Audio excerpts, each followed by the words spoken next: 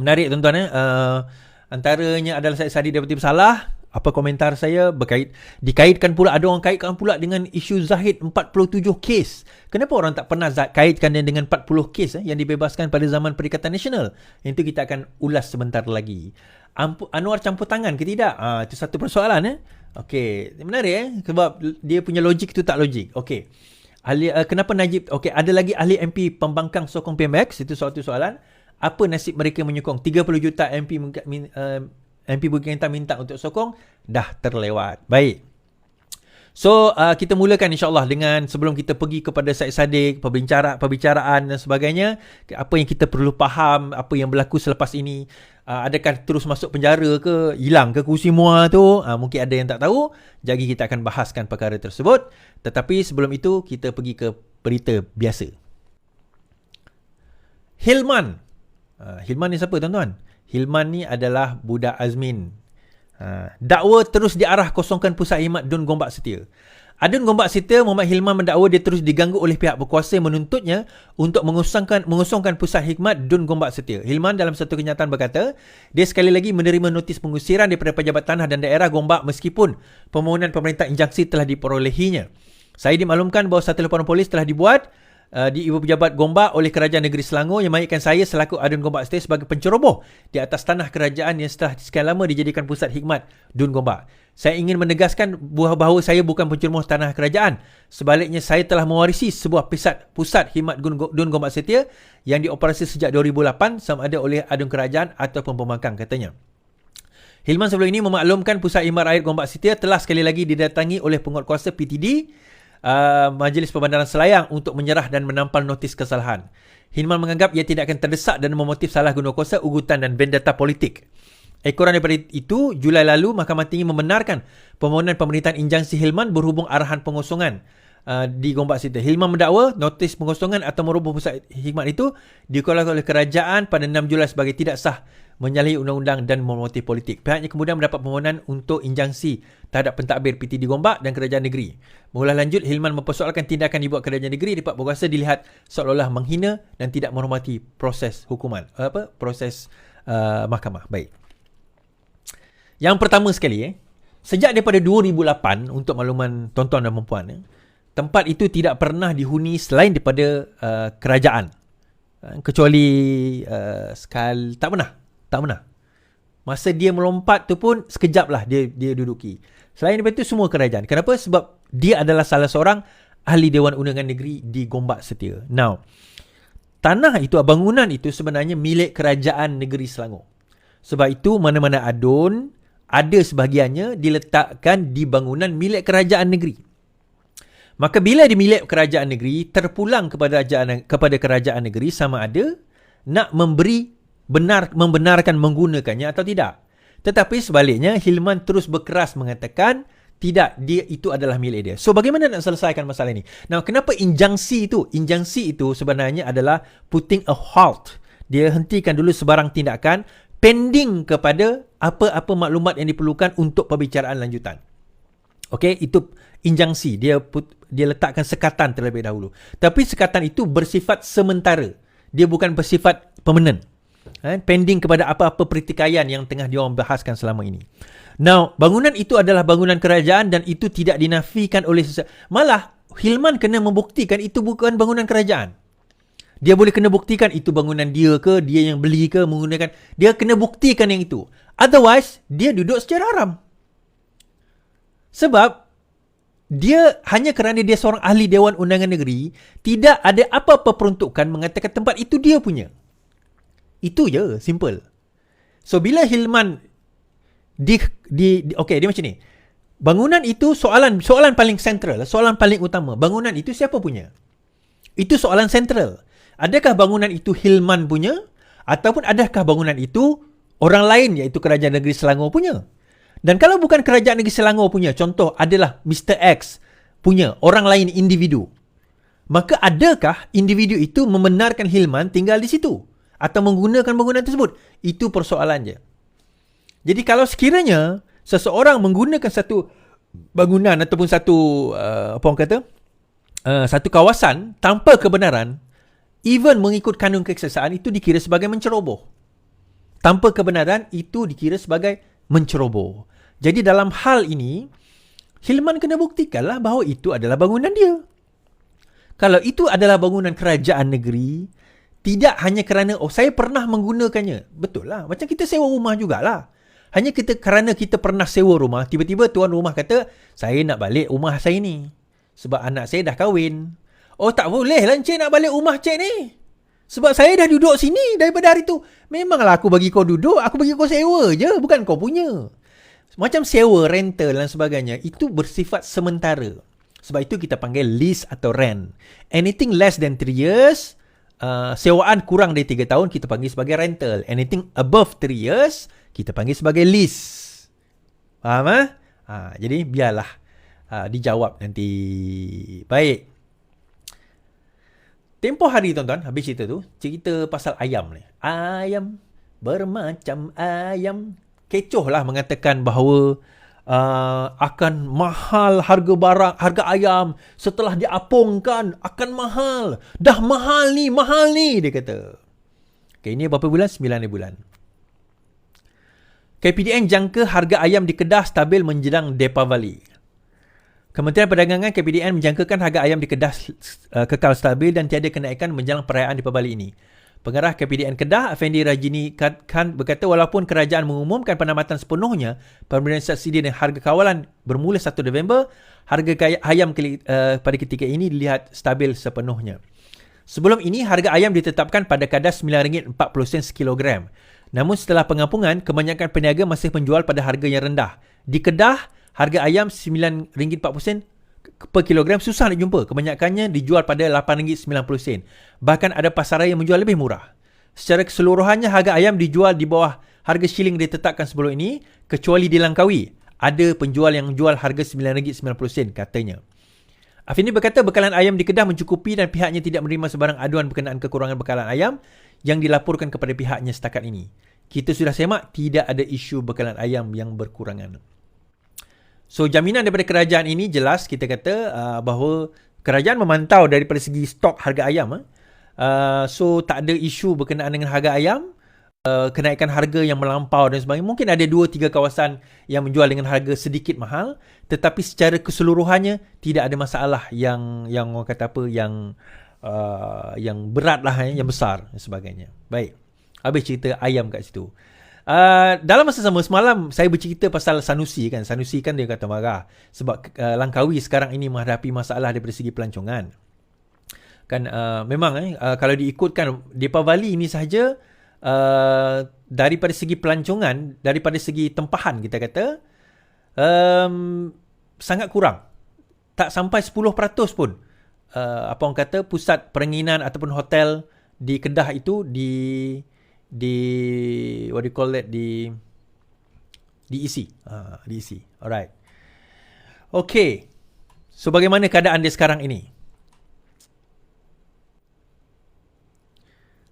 Sanusi salahkan Tiong jadi punca Langkawi muram. Muhammad Sanusi hari ini menyalahkan Menteri Pelancongan Seni dan Budaya Tiong Kiang Seng sebagai punca malapnya industri pelancongan di Pulau Langkawi. Kata Menteri Besar Kedah itu, tindak tanduk serta komen negatif Tiong menjejaskan kemasukan pelancong ke pusat pengiriman tersebut. Enggan menuduh ia sebagai sabotaj ke atas Kedah, Sanusi berkata perbuatan Menteri terbabit sebenarnya menjejaskan kerajaan persekutuan sendiri. Hal itu kerana katanya pendapatan daripada sektor pelancongan akan dikumpulkan kerajaan pusat, manakala negeri hanya tumpang pendapatan daripada jual nasi, jual coklat, hotel. Katanya cukai perniagaan bayaran sepenuhnya kepada kerajaan persekutuan, sedangkan kerajaan hanya mengungkit cukai pintu sahaja. Saya harap perkara ini dapat perhatian kalau Menteri beri publicity negatif kepada destinasi pelancongan katanya. So, saya saja nak komen benda ini tuan-tuan. Sanusi mengatakan bahawa pelancongan di Kedah ni salahnya adalah kerajaan pusat. Kerajaan pusat lah menyebabkan orang tak datang melancong di negeri Kedah. Kalau macam tu, apa kata balikkan Kedah ini kepada kerajaan pusat yang memerintah, iaitu Pakatan Harapan dan juga Barisan Nasional. Sebab kamu tak nak bertanggungjawab terhadap negeri kamu sendiri. Tak, tuan-tuan. Yang nak mempromosikan memang betul. Kita mempromosikan. Tetapi kalau promosi itu datang dengan bukan perkataan negatif daripada Menteri Pelancongan, tetapi daripada perbuatan negatif yang dibuat oleh adun-adun dan juga exco-exco di Kedah itu sendiri, sehingga kan pelancong takut. Ada orang kata tadi, ada saya baca komen, dia kata sebenarnya orang tak datang ke Langkawi kerana ringgit sudah semakin naik. Kemudian kita bahaskanlah, kalau ringgit naik, bukan ke pelancong itu ada banyak duit, sepatutnya lagi ramailah datang ke Langkawi. Oh, tak, bukan sebab itu, sebab harga barang mahal. Tak, tuan-tuan, saya nak cerita pada tuan-tuan, kalau dia orang datang dengan duit USD, bagi barang-barang kita, dia tak kira mahal lah. Kalau dia nak datang dan dia selesa datang, barang-barang kita naik sikit, bagi dia orang tak ada masalah. Beza RM1 tu dalam 20 sen je duit dia orang. 20 US dollar, 20 sen dolar. 20 sen tu nothing bagi dia orang. Kita mungkin terasa, dia orang tak terasa. Sebenar hakikatnya adalah kerana Hatnyai Thailand lebih bersifat terbuka kepada mereka, itu satu. Kedua, harga-harga pelancongan itu sendiri ditentukan oleh pasaran tempatan, penduduk tempatan, dan yang kena memainkan peranan adalah kerajaan negeri Kedah. Okay, itu yang pertama. Yang kedua, ada kata no, kerajaan Kedah ni sebenarnya harga barang mahal sebab itu pelancong tak datang. Untuk makluman tuan-tuan dan puan-puan, di Penang penuh dah. Di Penang dah penuh, di Pahang dah penuh, di Melaka dah ramai yang datang nak melancong. So, dia bukan isu negara. Ini isu lokal. Yang tak nak pergi tu di Langkawi saja. Negeri lain, okey, tak ada masalah. Jadi sebenarnya dia bukan isu pelancong. Isu polisi kerajaan negeri itu sendiri. Kena jelas. Sekarang ini mereka tidak jelas tentang perkara tersebut. Kan? Kemana mereka nak bawa? Mereka tidak jelas tentang perkara tersebut. Itu yang jadi isu, tuan-tuan. Itu yang jadi isu. Kan? Jadi bila Sanusi nak tunjuk jari, dia lupa sebenarnya bahawa dia ada exco pelancongan. Soalan kita, exco pelancongan ni buat apa? So, akhirnya mereka jelas menyatakan sendiri bahawa mereka tak mampu, incompetent. Mereka tak mampu nak mentadbir negeri Kedah. Mereka tak mampu nak mentadbir negeri Kedah. Mereka tak mampu nak memberi pulangan. Contoh, saya nak cerita, menurut statistik terbaru 2023, the third quarter, kuartal ketiga pelancongan di dalam negara kita meningkat. Pendapatan sehingga beberapa bilion ringgit. Saya baru baca tadi, daripada segi kadar pelancongan, pendapatan dan jumlah pelancong daripada tahun 2022 sehingga sekarang, jumlah pelancong dan jumlah pendapatan daripada pelancongan itu meningkat. Tetapi peliknya, dekat Langkawi tiba-tiba merudum. Kenapa? Kan? Kalau meningkat di seluruh negara tetapi di Langkawi merudum, di Kedah merudum, tetap umum di Langkawi sebab Kedah ni tarikan dia dekat Langkawi lah. Persoalannya kenapa? Jadi dekat situ dia cuba tunding jari kepada federal. Masalahnya negeri lain tak ada masalah. Kenapa Langkawi bermasalah? So soalan yang paling utama yang kena ditanyakan adalah kepada Sanusi sendiri. Kenapa muram? Instead of answering, menjawab. Macam Langkawi dia tu bila ditanya betul ke tak boleh pakai seluar pendek, instead of menjawab, dia kata apa? YB nak datang ke tempat saya tak pakai baju pun tak ada masalah. Adakah itu jawapan seorang menteri? Adakah itu seorang ahli parlimen? Adakah itu jawapan seorang menteri besar? Menunding jari kepada orang lain? Sedangkan negeri-negeri lain tidak ada masalah tentang pelancongan. Still okay. Kenapa? Kenapa? Jadi sebab itu kita kata, negeri lain, kalau kita tengok secara statistiknya, peningkatan pelancongan pada tahun 2023, tuan-tuan boleh Google sendiri, adalah peningkatan yang amat drastik berbanding 2022. Jumlah pendapatan meningkat bilion ringgit berbanding 2022. Kalau seluruh Malaysia peningkatan dalam pelancongan, kenapa tiba-tiba Langkawi muram? So, siapa yang menipu? Saya menipu ke? Atau Sanusi sebenarnya yang menipu? Tepuk dada. Tanyalah selera. Baik, tuan-tuan. Drama Akasiut sudah pun berakhir. 24 jam sudah berlalu. Tetapi Siti Mastura yang bukan sepupu kepada Siti Kasim tidak memohon maaf. 48 jam berlalu, DAP buat laporan polis pada Mastura. Ketika permohonan maaf Siti Mastura tidak tiba-tiba, pemimpin DAP tampil membuat laporan polis terhadap anggota Parlimen Kepala Batas itu. Ini semua gara-gara tuduhannya bahawa pengurusi DAP Lim Guan Eng mempunyai hubungan keluarga dengan pemimpin komunis Chin Peng dan Perdana Menteri pertama Singapura Lee Kuan Yew. Anggota Parlimen Bukit Bendera Sharlina Abdul Rashid membuat laporan itu di Ibu Pejabat Polis Brickfield, Kuala Lumpur hari ini. Dalam laporan polis yang kandungannya dikongsi dengan media, Sharlina berkata kenyataan Mastura melalui video YouTube tidak berasas, fitnah, palsu dan berniat jahat. Dr. Siti Mastura tidak memberi penjelasan atau bukti untuk menyokong semua tuduhannya walaupun diberi peluang, katanya. Kuan Eng sebelum ini memberikan tempoh 48 jam yang tamat hari ini kepada Mastura untuk membuktikan dakwaannya sebelum dia mengambil tindakan lanjut. Mastura dipercayai membuat dakwaan itu dalam program PAS di Kemampuan Terengganu baru-baru ini. Dia turut mendakwa Guan Eng dan bapaknya Kit Siang juga mempunyai hubungan keluarga dengan ramai pemimpin termasuk setiausaha DAP dan sebagainya. Sementara itu, Sharlini dalam laporan polisnya percaya kenyataan itu merupakan kesalahan di bawah Seksyen 504 pecah keamanan dan Seksyen 505C kanun kesesaan, iaitu menyebabkan khianat awam. Ia juga melanggar Seksyen 233 Akta Komunikasi dan Multimedia serta 499 kanun keseksaan kerana melakukan fitnah jenayah. Mastura diingatkan kepada satu hadis larangan fitnah. Mastura mungkin terlalu baru dalam politik Malaysia atau tidak cukup terdedah kepada pengembangan isu semasa sehingga bergilau begitu dangkal fikirannya. Sayang DAP pun tidak layak untuk memetik ayat-ayat agama di mata Dr. Mastura. Namun saya percaya beliau terpelajar dalam hal ini. Cindy Sharlina. 48 jam sudah berlalu, tuan-tuan. Okay. DAP bagi masa. Bukan buta-buta je. DAP bagi masa. Dah bagi masa dah. Dah dibagi masa 48 jam. Bagi penjelasan atau minta maaf. Simple. Tetapi bila ditanya oleh wartawan, oh tak ada. Dengar penuh. Ada orang kongsi video tu penuh, tuan-tuan. Penuhnya lagi fitnah. Penuh dia lagi fitnah. Kita nak kata macam mana? Saya dah dengar penuh video tu, saya kata lagi fitnah. Yang dipotong tu pun tak fitnah, yang penuh tu lagi fitnah. So sekarang ini, bila dia tidak boleh membuktikan dakwaan, hanya sekadar pertuduhan itu tanpa bukti yang jelas, maka itu adalah fitnah. Soalan dia, tuan-tuan dah menanggung dosa fitnah bagi siapa yang percayalah. Yang tuan-tuan majoriti yang tengok saya ni tak percaya, jadi tak adalah menanggungnya. Yang percaya dan menyebarkan, maka dia juga telah menanggung dosa fitnah. So sebagai seorang ustazah, doktor PhD dalam bidang agama, saya percaya takkan benda itu pun tak faham. Ni macam ni lah, tuan-tuan.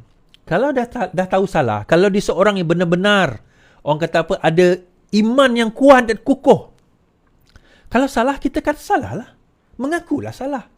Apa yang susah sangat nak mengaku salah? Tapi dia tak nak tarik balik dakwaan tersebut. Kenapa, tuan-tuan? Itu taktik dia. Dia tak nak tarik balik dakwaan tersebut kerana bagi dia itulah kaedah untuk dia nak mainkan lagi isu ini. Mungkin isu ini akan tenggelam tidak lama lagi. Lepas tu dia boleh mainkan lagi isu ni. Boleh mainkan lagi isu ni. Boleh mainkan lagi isu ni. Dan mereka yang bodoh, yang mungkin tak dengar dan sebagainya akan percayalah. Mungkin tak tahu tentang ini, akan di future akan percaya. Macam juga orang bawa hadis palsu, tuan-tuan. Hadis palsu, kan? Yang sebarkan hadis palsu. Orang percaya, oh hadis. Rupanya palsu. After one generation, lupa yang hadis tu palsu. Sebar lagi. Ni banyak sangat penyebar-penyebar hadis palsu ni pun samalah, geng-geng pemfitnah lebih kurang lah. Jadi drama Akasiut sudah pun berakhir. Laporan polis sudah dibuat. Mungkin Datuk Lim Guan Eng akan mengadakan apa orang kata what do you call that, akan membuat saman terhadap beliau. Kita akan tunggu. Mungkin esok hari apa? Jumaat. Mungkin esok akan berlaku apa orang kata, surat saman itu dihantar kepada Siti Mastura, bukan sepupu Siti Kasim. Okey, tuan-tuan, menarik. Okey, kita bawa kepada dua cerita yang menarik. Iaitu satu berkenaan dengan ada dikatakan orang kelima, ahli parlimen kelima yang nak menyokong PMX pula, tapi dia nak letak syarat. By the way, salam 153. Actually 152 semalam. Hari ni 153 pula. MP Bukit Gantang. Itu yang pertama. Tapi sebelum kita cerita yang tu, saya nak bawa kenyataan daripada Muhyiddin Yassin. Ada gerakan terancang sogok ugut MP Bersatu Muhyiddin. Yang ini, hari ini. Shah Alam. Presiden Bersatu Tan Sri Muhyiddin Yassin mendakwa menerima maklumat terdapat gerakan terancang bagi melemahkan parti itu dan Perikatan Nasional melalui sogokan serta ugutan terhadap ahli parlimen gabungan tersebut. Tegas beliau, Bersatu tidak akan tunduk dan tidak akan lebih tegas akan diambil susulan 2 lagi ahli parlimen daripada parti berkenaan menyatakan sokongan kepada Perdana Menteri. Menurutnya, ia bercanggah dengan pendirian parti dan pelanggaran disiplin serius selain membelakangi mandat rakyat. Majlis Pimpinan Tertinggi Bersatu akan mengadakan mesyuarat tergempar Khamis ini untuk membincangkan perkembangan terbaru itu. Saya menyeru ahli Bersatu supaya kekal tenang dan istiqamah mempertahankan prinsip. Lama tak dengar perkataan kekal tenang dah. Pada ahli Rabu, okey. Saya komen. Dia mengatakan ada konspirasi terancang. Sekarang ini nak dengan ugutan. Pertama sekali, sehingga kan ahli parlimen, 4 orang ahli parlimen atau 2 orang, 3 orang, 4 orang ni melompat menyokong PMX.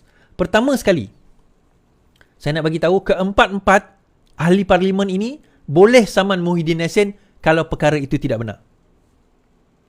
Bahawa terdapat ugutan atau tawaran. Kalau perkara itu tidak benar, keempat-empat mereka boleh saman. Boleh, tak semestinya wajib, tetapi boleh. Kerana seolah-olah Muhyiddin Yassin nak bagi tahu mereka melompat sebab mereka takut kena dakwa. Seolah-olah nak menyatakan keempat-empat mereka ada kes. Ini nak bagi tahu. Seolah-olah sedemikian. Kalau tidak, kalau tak ada kes, masakan dia nak melompat? Itu logik Muhyiddin Yassin. Kalau tak ada ugutan, masakan mereka nak menyokong PMX? Itu logiknya. Seolah-olah nak mengindikasi dan memberi nama buruk keempat-empat mereka ini mempunyai kes yang teruk yang bakal menjatuhkan mereka. Sebab itu mereka menyatakan sokongan. Ataupun sebenarnya hakikat, tuan-tuan, tak ada pun. Dia macam ni. 149 ahli parlimen yang menyokong Datuk Seri Anwar Ibrahim dan juga Kerajaan Madani cukup dah. Dah cukup jumlah. Lebih daripada cukup. Tak perlu pun 4 orang ni nak sokong PMX. Dia berbeza pada tahun 2022, pada zaman Ismail Sabri. Pada waktu itu, kerajaan beza 3-4 kursi je yang menyokong kerajaan pada waktu itu. Tarik kerusi Bersatu, tarik kerusi PAS, tarik kerusi bawah UMNO, kolaps kerajaan. Jadi untuk mengelakkan kerajaan tumbang dan berlaku ketidakstabilan politik dan ekonomi, maka Ismail Sabri setuju untuk menandatangani MOU sehingga habis penggal. Tetapi dalam hal ini tak perlu.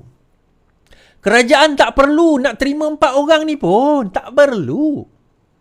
Tetapi kerajaan kata kami tidak menutup pintu. Kalau nak datang dan menyokong, Alhamdulillah. Tetapi kalau tidak menyokong pun, kami ada 149. To put things into record, majority 112. Tuan-tuan yang pandai matematik, tolak 149 tolak 112 tu berapa?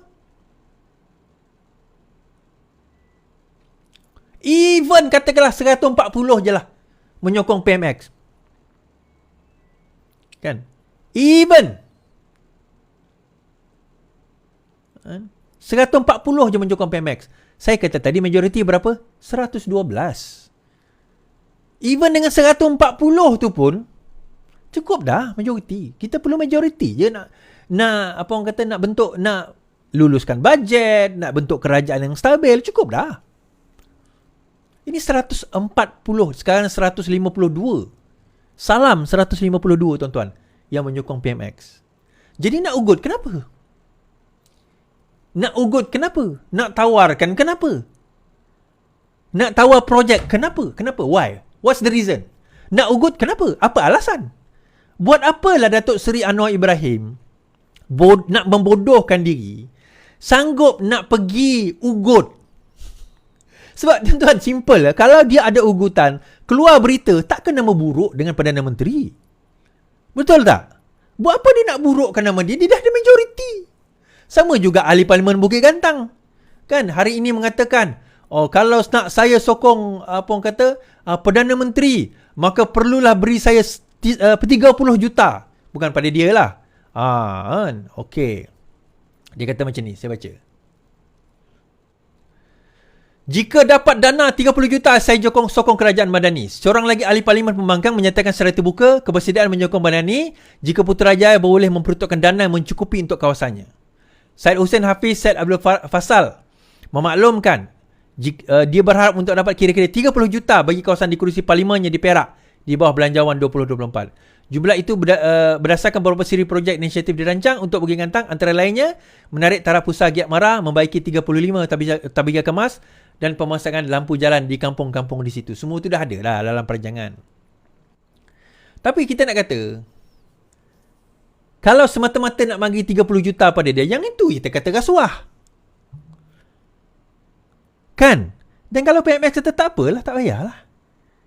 Tak payah 30 juta, tak apa, thank you very much. Perancangan bajet tu dah ada.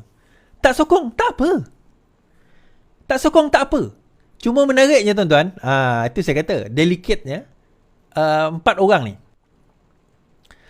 4 MP bersatu mohon tukar tempat duduk di Dewan Rakyat. 4 ahli parlimen bersatu yang menyuarakan sokongan kepada PMX, memohon agar tempat duduk mereka di Dewan Rakyat ditukar. Mereka adalah Sahari Kecil, Iskandar Zulkarnain, Suhaili Abdul Rahman dan juga Muhammad Azizi, yang di-Pertua Dewan Undangan Negeri Dewan Rakyat. Johari Abdul berkata dia telah menerima surat daripada mereka berkenaan perkara itu. Bercakap dalam sidang media di Parlimen hari ini, Johari berkata dia akan melihat aturan dalam Dewan Rakyat sebelum membuat keputusan. Saya akan hubungi mereka ketika daripada Bali. Akan ada pertemuan tak rasmi. Tengok macam mana. Saya baru terima surat, katanya. Seperti ahli Parlimen Muar, Syed Saddiq, dia tak mau duduk di sebelah kerajaan dan minta duduk yang lebih selesa.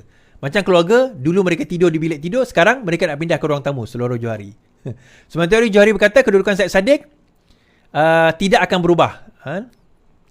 Kata Johari, selagi ahli parlimen itu belum menghabiskan proses undang-undang, dia tidak perlu mengosongkan kerusi tersebut. Okey, kita akan pergi ke situ sebentar lagi. Now, yang menariknya kat sini tuan-tuan, dinamika sebab dalam minggu ni, saya rasa dalam sehari dua ni, Bersatu akan mengadakan mesyuarat. Okey, Bersatu akan mengadakan mesyuarat dan mesyuarat itu akan menentukan nasib 2 lagi ahli parlimen mereka. Now, dalam masa yang sama, bila mereka nak menukar kerusi ke kerusi kerajaan, what will happen to them? Sebab itu saya kata, sekarang ni senjata makan tuan. Undang-undang anti lompat parti yang diluluskan oleh parlimen sebelum ini hanya tertakluk ataupun hanya kena kepada mereka yang tukar parti. Sebaliknya, mereka yang tidak tukar parti seperti 4 orang ni, ataupun mereka yang dipecat daripada parti, mereka tidak dianggap sebagai lompat parti. Itu persoalan yang saya timbulkan tempoh hari. Adakah dipecat itu dikira lompat parti? Rupa-rupanya ada kenyataan daripada Wan Junaidi sewaktu Wan Junaidi pergi bersama dengan Kerajaan Perikatan Nasional, GPS bersama dengan PN pada waktu itu, bahawa sesiapa yang dipecat daripada parti tidak dikira sebagai lompat parti. Jadi menariknya, keempat mereka bila dah bertukar kawasan seolah-olah telah mengundang, dan ini juga kenyataan daripada Menteri Undang-Undang, telah mengundang bahawa mereka dipecat daripada parti. Itu yang mereka nak sekarang ini. Mereka telah mengundang supaya parti memecat mereka, supaya lebih mudah untuk mereka berada di pihak kerajaan dan tak perlu pun menyertai mana-mana Pakatan Harapan ataupun Barisan Nasional. Cukup mereka menjadi ahli bebas yang menyokong kerajaan. Itu yang boleh berlaku sekarang ini. Jadi dalam situasi dan senario yang ada sekarang ini, saya kata ada 5 yang akan menyokong. MP Bukit Gantang bagi syarat. Saya tak imagine MP Bukit Gantang ni sokong. Sebab itu saya tak terima dia sebagai orang kelima. Kalau dia nak sokong, itu terpulang pada dia. Sebenarnya ada seorang lagi tuan-tuan. Dia ura-ura sama ada daripada Bersatu ataupun daripada PAS. Cuma saya tak boleh nak buka cerita. Sebab ini strategi. Kalau saya buka cerita, nanti ada orang marah saya, maki saya. Kenapa kau dedahkan strategi Is? Jadi tak payahlah saya dedahkan. Keempat-empat mereka ini, tak ramai yang tahu. Saya dah buka cerita ini sebelum masa PRN hari itu lagi. Bahawa akan ada 5 orang yang keluar dan juga bersama dengan kerajaan, kerajaan kita pada waktu ini. Pada peringkat itu, bukan rundingan tuan-tuan. Saya kata bukan rundingan. Sebaliknya pada waktu itu, bukan maksudnya rundingan arti kata bukan kerajaan datang offer, bukan. Sebenarnya saya nak buka cerita pada hari ini, bukan kerajaan datang jumpa mereka dan offer. Bukan. Tidak berlaku exercise itu. Apa yang berlaku ada di kalangan Bersatu dan juga PAS. Datang berjumpa dengan wakil kerajaan. Saya tak nak sebut. Okeylah, saya sebutlah. Wakil UMNO lah. Senang cerita. Wakil UMNO untuk menyatakan bahawa mereka nak menyokong kerajaan perpaduan. Cuma implikasi yang mereka nak, mereka risau adalah mereka akan jatuh kerusi mereka. Jadi nasihat yang diberikan, Sintang 44 saya boleh cerita lah. Ialah, kamu keluar, sokong, tetapi jangan letak jawatan. Tunggulah sehingga kamu dipecat. So, ada beberapa ahli wakil daripada PAS dan wakil daripada Bersatu menyatakan sokongan persetujuan. Cuma, PAS sedar benda ini. Disebabkan PAS sedar benda ini, diorang buat satu program tertutup di kalangan ahli-ahli parlimen mereka, brainwash, kemudian angkat bai'ah baru. Tak percaya, tonton pergi tanya dengan pimpinan PAS ahli parlimen. Jangan tanya dengan macam-macam. Macam-macam mana dia tahu? Bagi tahu dia, betul ke kamu buat dekat hotel bai'ah tersebut? Cuma ada ahli PAS tu bertanya, kalau dia engkar kepada bai'ah tersebut, adakah dikira sebagai telah lompat parti? Jawapannya mudah, tidak. Kerana bai'ah tidak mengikat undang-undang. Soalan kedua, adakah dia berdosa? Jawapannya tidak. Kerana bai'ah tidak boleh terikat dengan perkara yang haram. Kalau dia lompat, maka cerailah bininya, isterinya. Itu perkara yang haram. Menceraikan bukan atas faktor yang sepatutnya. Tak boleh. Naya kat isteri hanya kerana politik. Tapi yang bai'ah kali ni bukan cerai isteri. Dia ada satu lagi bai'ah yang lain. Apa bai'ah dia? Tuan-tuan, tanyalah ahli parlimen tu sendiri apa bai'ahnya. Jadi tak perlu. Tak perlu untuk nak pergi letak jawatan. Tak perlu. Kerana sekarang ini mereka tunggu untuk dipecat. And that's why dia request untuk tukar. Okay. Langkah dia. Setelah perbincangan, kan saya sebut ada tim A, tim B dalam Perikatan Nasional, nak jumpa kerajaan sebagainya. Perbincangan tersebut berlaku. Oh, yang maksudnya mereka berempat ni lah jumpa kerajaan. Bukan mereka berempat ni, tuan-tuan. Bukan. It's not four of them. Orang lain. Okay, dan wakil PAS pun ada. Dan mereka datang, so kena buat secara delicate. Tak boleh tergesa-gesa. Bila nak buat? Masa bajet. Kenapa nak buat masa bajet? Kerana bajet adalah masa terbaik untuk nak menyatakan sokongan. Sebab lepas ni ada undi. Lepas ini ada undi. Sebenarnya bajet ni tak perlu 2/3 pun. Tetapi, yelah nampak lebih lah. Kalau buat masa tiba-tiba tengah sidang yang biasa-biasa, umum. Tak ada benda. Ni nak bajet ni, dia nak menyatakan sokongan ni. Okey, setelah menyatakan sokongan, hakikatnya kamu akan digantung. That is why kenapa Bersatu hari tu tempoh tersebut jam. Dia orang tak tahu nak gantung ke nak buat apa. Nak buat macam mana kita ni? Nak gantung ke nak pecat? Nak pecat tak boleh. Kerana mereka tahu kalau mereka pecat, dia akan jadi bebas. Kita gantung. Okey, dia ingat gantung selamatlah. Dia kata nak gantung-gantung lah. Gantung tak ada implikasi apa-apa. Lepas ini mungkin kami tak akan jadi ahli parlimen dah, tak apa. Dia pun tahu dia tak akan jadi ahli parlimen. Dia tahu dia tak akan jadi ahli parlimen. So, dia nak buat macam mana? So, tak apa. Kita pastikan kita kena pecat. Dia ingat tak, tuan-tuan, cerita P. Ramlee? Ayahanda marah ke? Tak marah. Betul tak marah? Betul. Kalau macam tu, mari anak-anak. Ambillah harta. Ambillah harta Sadik Sigaraga. Ambillah harta Sadik Sigaraga. Dia pun datang ambil. Ayahanda marah ke? Tak marah. Tu baru kan nama dia Sadik kan? Sadik Sigaraga. Okey, tak apa. Lepas itu, so nak buat dia orang marah dan pecat ni macam mana? Okey, langkah seterusnya setelah menyatakan sokongan, dah gantung tak cukup. Kita kena bagi dia pecat. So dia buat macam mana? Perbincangan baru-baru ini minta tukar kerusi. Tak pernah dibuat oleh orang, tuan-tuan. Parti dia masih duduk dalam parti, tapi kerusi duduk kat kerajaan, sedangkan parti dia pembangkang. Tak ada lagi. Tidak ada lagi dalam sejarah Malaysia. Ini kali pertama. Setahu saya lah. I might be wrong on this. Tahu saya tak ada. Dalam sejarah, sekurang-kurangnya dalam sejarah parlimen. Sekarang ini keempat-empat mereka menyatakan nak pindah kerusi kerajaan. So, bila mereka pindah kerusi kerajaan, bila mereka berpindah ke kerusi kerajaan, takkanlah jadi bacul. Bak kata cerita Piramli jugalah. 3 Abdul tu kan. Tiba-tiba, apa orang kata, laki dia ada perempuan lain. Tidur dengan dia. Marah ha? Bila dah marah, kena jual lah. Jangan marah, nanti kena jual. So, kena jual. So, dia nak marah supaya dia kena pecat. So, kita akan tengok tindakan mereka. Adakah mereka akan dipecat atau tidak? Zahid sendiri mengatakan. Apa Zahid kata, tuan-tuan? Zahid jangka ada lagi MP dari PN umum sokong Anwar. Ahmad Zahid menjangkakan ada beberapa lagi ahli parlimen pembangkang akan menyatakan sokongan kepada Anwar tidak lama lagi. Kata Timbalan Perdana Menteri itu memandangkan positif terhadap perkara tersebut, berharap lagi ramai ahli parlimen berbuat demikian. Kerajaan berpandangan bahawa bukan hanya 4 orang saja, tetapi kita jangka mungkin lebih daripada itu yang akan beri dukungan kepada Perdana Menteri. Bagaimanapun, Ahmad Zahid tidak menjelaskan lebih lanjut mengenai perkara tersebut. Okay.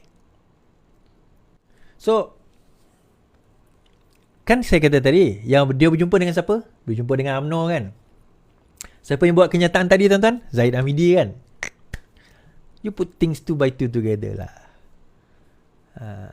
Tapi saya kata tadi, yang jumpa itu adalah mereka yang what do you call that, pro kepada UMNO. Pro kepada UMNO. So, akhirnya sokongan MP bersatu matikan desas-desus pertukaran kerajaan.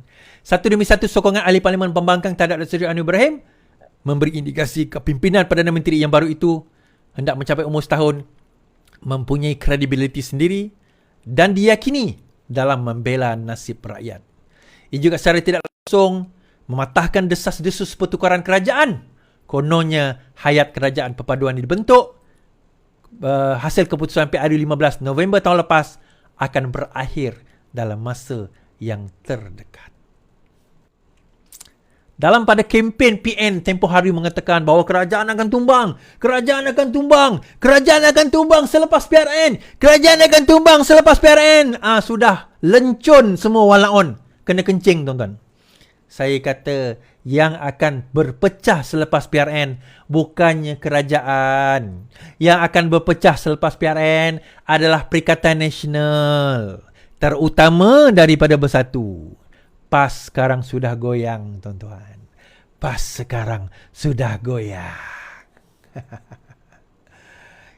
Ada yang tulis tadi, insya-Allah pembangkang tidak akan tumbang. Tak, tuan-tuan, pembangkang nak tumbang macam mana? Berdiri pun tidak. Pembangkang nak tumbang macam mana? Berdiri pun tidak. Yang tumbang kerajaan. Pembangkang tak tumbang. Sebab pembangkang. Dia tak pernah berdiri pun. Tak. Aduh, aku taklah bodoh tu percuma. Tapi janganlah, apa orang kata, janganlah ambil semua. Okay, ada yang baru-baru ini mengatakan, Is, yang lompat seorang lagi tu ketereh ke Is? Siapa berani jumpa saya? Saya Jeneral Askar. Ahli Parlimen Ketereh, Khalir Muhammad Noor menegaskan kesetiaannya kepada Bersatu adalah kekal sampai bila-bila. Sekaligus menafikan dakwaan dia bakal mengikut jejak langkah 4 rakannya yang menyokong PMX.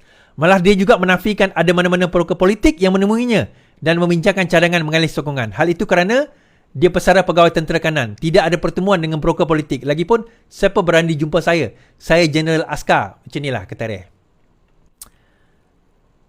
Do not, apa orang kata, tak payah action sangat lah. Tak ada siapa pun nak. Kita pun tak jumpa kamu. Kita tak jumpa orang lain pun. Kita tak pernah jumpa yang lain tu pun. Kan saya dah cerita tadi. Kita tak pernah jumpa lain. Kamu yang pergi jumpa kami. Sekarang ni naratif yang nak dimainkan oleh PN, seolah-olah ni dia orang datang dengan broker. Tak ada. Broker tu tak ada. Kamu dulu buat broker adalah, tapi kami tak ada broker tu. Dah kami majoriti besar tuan-tuan, 140 lebih. Nak hantar broker buat apa? Nak hantar broker buat apa? Kan? Habis kat situ. Last sekali, saya nak buat cerita Syed Saddiq. Ada yang mengatakan dia herois sebab dia dapati bersalah. Kerana itu, kerana ini, kerana dia tidak sokong PMX lah, maka dia dapati bersalah. Okay. Itu saya kata logik, dia orang tak logik kan. Sebelum itu kita cerita dulu. Syed Saddiq dihukum penjara 7 tahun, denda 10 juta dan 2 sebatan. Bekas Menteri Belia dan Sukan Syed Saddiq dijatuhkan hukuman 7 tahun, 2 sebatan dan juga denda 10 juta. Hukuman itu setelah Mahkamah Tinggi Kuala Lumpur menjatuhkan hukuman bersalah terhadap 4 pertuduhan pecah amanah CBT, criminal breach of trust, salah guna harta dan penggubalan wang haram membabitkan dana pemuda bersatu Armada berjumlah 1.12 juta ringgit. Hakim Azhar bagaimanapun membenarkan permohonan untuk menangguhkan hukuman sementara rayuan dibuat. Perbicaraan bermula. Okey. Baik. Soalan yang pertama. Adakah Syed Saddiq terus masuk penjara? Jawapannya tidak. Kenapa tidak masuk penjara terus? Sebab dia ada 2 lagi peluang rayuan, iaitu di Mahkamah Rayuan dan juga di Mahkamah Persekutuan. So, pending kepada proses tersebut, pertama dia tidak akan dipenjarakan dahulu. So, berapa lama is? Mungkin ambil 4-5 tahun lagi. Mungkin. Tempoh mungkin sampai PRU 16 atau lepas PRU 16. It will take time. Itu yang pertama. Yang kedua, dia tidak akan hilang jawatan sebagai ahli parlimen kerana pending appeal. Sama macam Najib dululah. Dia tak hilang jawatan sebagai ahli parlimen kerana pending appeal. Masih lagi dalam appeal. Okay.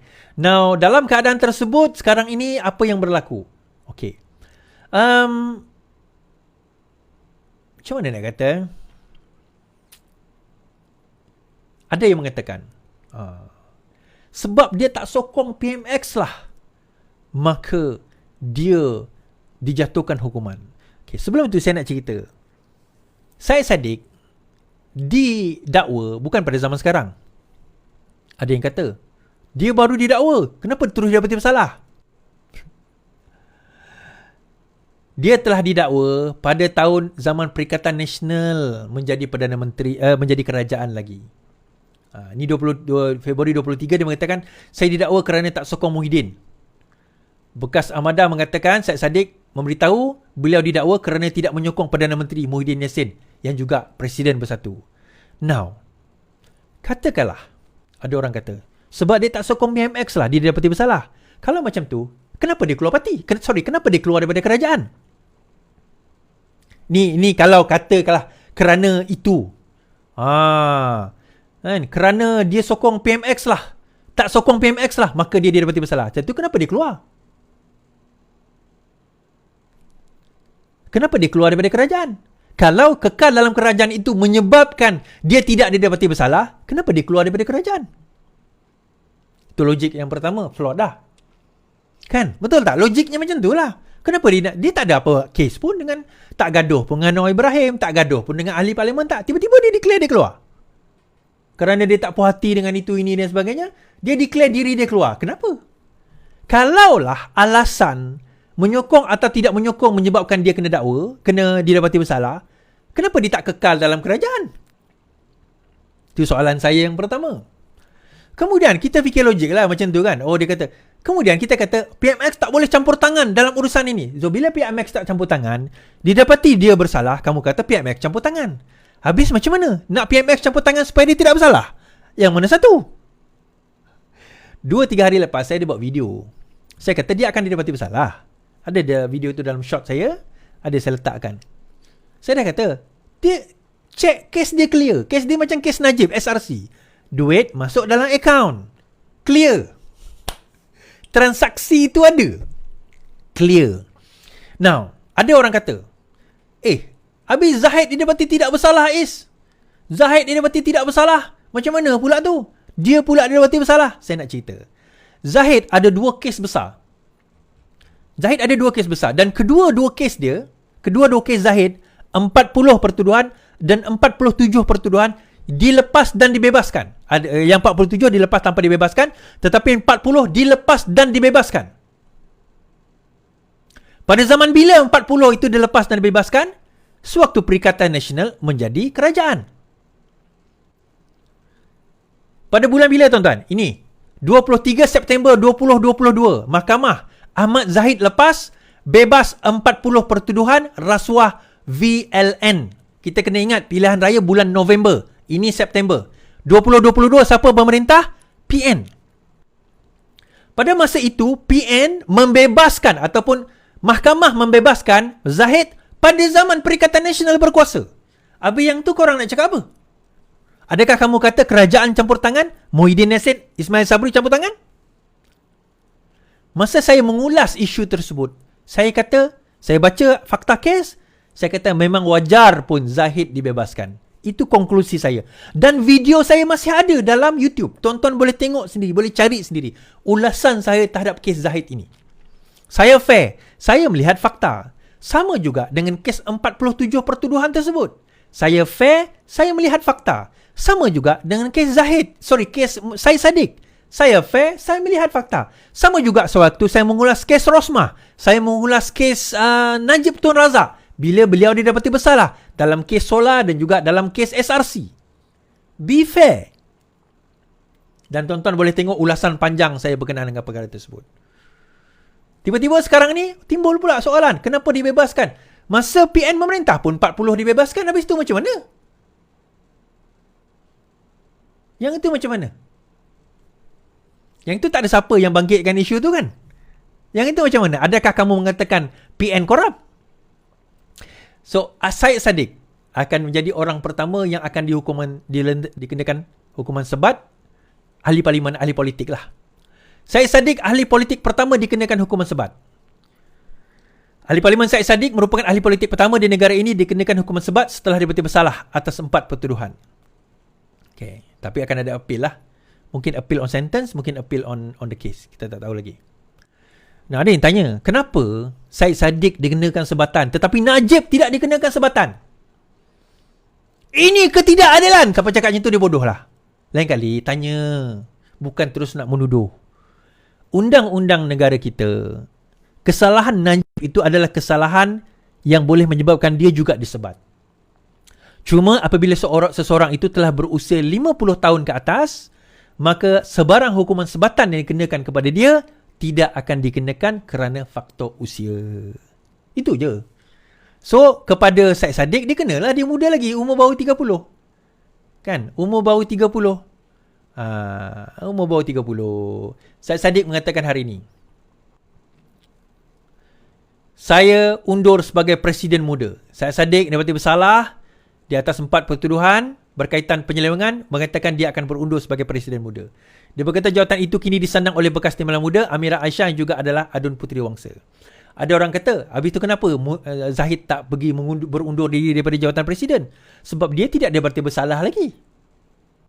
Kenapa dia nak mengundurkan diri? Syed Saddiq, sewaktu dia didakwa hari itu, kenapa dia tidak mengundurkan diri sebagai jawatan presiden muda? Kenapa sekarang baru undur diri setelah dia didapati bersalah? Itu je. Kan? So, Zahid tak didapati bersalah. Kesnya digugurkan. Representasinya dia terima. Kita nak kata macam mana? Contoh dia orang kata, habis Zahid bersalah ke? Saya tanya. Saya kata, tuan-tuan, sebab itu bila Syed Saddiq kata, last kali saya cerita, terima kasih 12,000. 13,000 orang menonton malam ni. Minat kau dengan Syed Saddiq. Dia kata apa? Pemimpin perlu jadi lebih putih daripada putih. Memberi bayangan berkenaan masa depan politiknya, Syed Saddiq kata pemimpin Malaysia mestilah lebih putih daripada putih, whiter than white. Dia berkata demikian ketika sidang media khas selepas Mahkamah Tinggi menyabitkannya atas kesalahan untuk mengubah Malaysia bukan tentang satu individu tetapi tentang membina institusi melangkaui parti dan personaliti supaya negara dilandasan betul, tidak kira siapa mentadbir. Untuk menjadi pemimpin yang membangun Malaysia, dia mestilah lebih putih daripada putih. Untuk jadi pemimpin yang baik, untuk merealisasikan impian, dia perlu lebih putih daripada putih, katanya. Itu akan jadi faktor penting untuk saya membuat keputusan yang saya akan bawa kepada kepimpinan muda setelah pembincangan dan perundingan. Syed Saddiq berkata dia akan mengumumkan perihal masa depan politiknya. Terdahulu Mahkamah Tinggi menjatuhkan hukuman. Baik. Dia dah umum lah, dia tarik diri. Now, dia kata bukan individu tetapi institusi. Tetapi institusi itu bermula daripada individu. Whiter than white. Dia sendiri tahu apa yang dia lakukan. Tuan-tuan, ada benda yang saya tak ceritakan dalam live berkenaan dengan kes Syed Saddiq ni. Kalau ada masa siapa jumpa saya ngeteng-ngeteng kopi-kopi, saya cerita. Sebab cerita-cerita ini diceritakan kepada saya oleh mereka yang menerima duit. Bukan orang yang terima duit itu cerita pada saya, tetapi dia adalah pegawai ataupun someone kepada orang yang terima duit daripada Syed Saddiq berkenaan dengan kes ini. So dia ceritakan apa yang berlaku, bagaimana dia kantoi. Sebenarnya duit hilang tu adalah satu perangkap je. Dia ada peristiwa sebelum itu. Yang itu nanti tuan-tuan, saya akan ada satu video saya dedikasikan untuk nak melihat satu persatu kes. Saya akan bawa kes Syed Saddiq, saya akan buka dan kita akan lihat satu persatu bukti. Saya akan bawa satu persatu apa yang hakim kata, apa yang hakim putuskan, apa yang hakim menilaikan. Kesimpulan yang saya kata bahawa Syed Saddiq memang telah melakukan pecah amanah. Now, sama ada dia sedar atau tidak, itu perkara kedua. Mungkin dia sengaja atau tidak, itu perkara kedua. Itu saya kata dia dalam jenayah dia mens actus reus dan mens rea. Mens rea tu niat, actus reus perbuatan. Kita tak boleh nak baca niat orang. Oh, saya tak sengaja. Saya tak sengaja itu bukan defense. Kita lihat daripada perbuatannya. So, perbuatan itu sendiri, saya tak tahu ini satu kesalahan. Perbuatan itu sendiri boleh menjadi satu kesalahan, boleh menjadi makna kepada niat apabila perbuatan itu dilakukan sedemikian. Dan telah terbukti macam saya kata tadi, daripada segi pembahagian, daripada segi perbuatan itu sendiri, jelas Syed Saddiq telah melakukan jenayah. Dan ini telah dinyatakan oleh Mahkamah Tinggi itu sendiri. Pembuktian dia senang dan jelas, tuan-tuan. Dana daripada akaun Bersatu Armada telah dikeluarkan tanpa sebarang persetujuan daripada MKT, Majlis Kerja Tertinggi atau Majlis something tertinggi lah, tapi Bersatu atau Armada punya. Kemudian, tanpa persetujuan itu satu. Itu dah satu kesalahan. Kemudian, dikeluarkan dia, dimasukkan antaranya ke dalam akaun peribadi dan diberikan kepada beberapa orang individu untuk dipegang. Kemudian dia menggunakan alasan lah itu, ini dan sebagainya. Alasan itu adalah alasan. Yang penting, duit itu telah pun dikeluarkan dan dimasukkan ke dalam akaun peribadi atas tujuan apa-apa. Tak penting. Yang penting telah dilakukan dalam kadar dan juga perbuatan yang menyalahi prosedur dan juga therefore sekaligus menyalahi undang-undang. Ada defense Syed Saddiq dalam mahkamah? Siapa?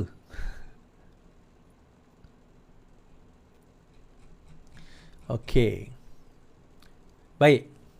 Saya masih lagi buka kepada mereka yang berminat untuk candat sotong dan juga memancing di Pulau Tuba, Langkawi. Tuan-tuan boleh hubungi Rabi'i di nombor 012. Nombor itu saya tak boleh sebut. Dalam TikTok nanti dia jealous. Nombor ini tolong hubungi beliau untuk booking dan juga untuk bayar pada bulan bila? Januari, 20 dan 21 Januari. Kita candat sotong LTL sambil kita bersuai kenal. Hanya limited kepada 30 orang sahaja. Lelaki sahaja.